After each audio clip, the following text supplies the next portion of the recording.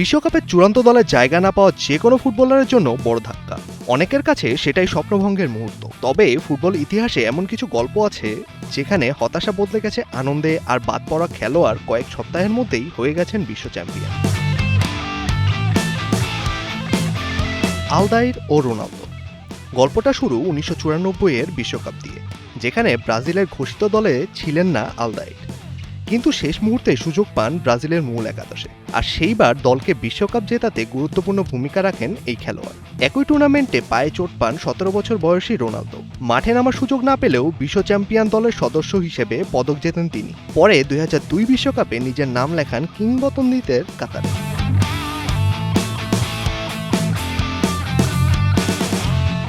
রিকার্ডিনহো। বিশ্বকাপ শুরুর ঠিক আগে অধিনায়ক এমারসনের চোট ব্রাজিলকে বড় ধাক্কা দেয়। তার পরিবর্তে ছুটিতে থাকা রিকার্ডিনহোকে জরুরি ভিত্তিতে দক্ষিণ কোরিয়ায় ডেকে পাঠানো হয়। হঠাৎ পাওয়া সুযোগ কাজে লাগিয়ে 3 ম্যাচ খেলেন এই ফুটবলার এবং ব্রাজিলের পঞ্চম বিশ্বকাপ জয়ী দলের অংশ হয়ে যান।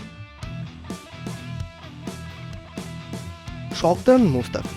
জার্মানির চূড়ান্ত বিশ্বকাপ দলে জায়গা হয়নি মুস্তাফির, কিন্তু মার্কো রয়েস ইনজুরিতে ছিটকে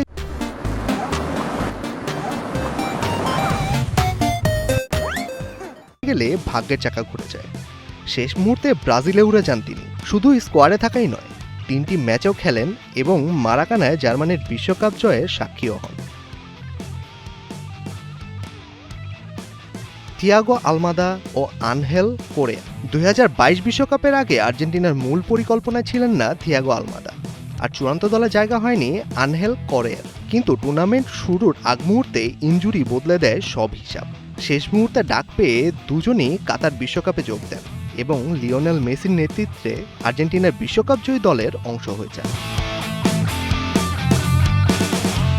ফুটবল বারবার প্রমাণ করেছে শেষ বাঁশি বাজার আগে কোনো গল্পই শেষ হয়ে যায় না। বিশ্বকাপ স্কোয়াডে জায়গা না পাওয়া খেলোয়াড়রাও কখনো কখনো কয়েক সপ্তাহের মধ্যেই ট্রফি হাতে তুলে নিতে পারেন। আর সেই কারণেই ফুটবলকে বলা হয় অনিশ্চয়তার সবচেয়ে বড় আর সবচেয়ে সুন্দর খেলা।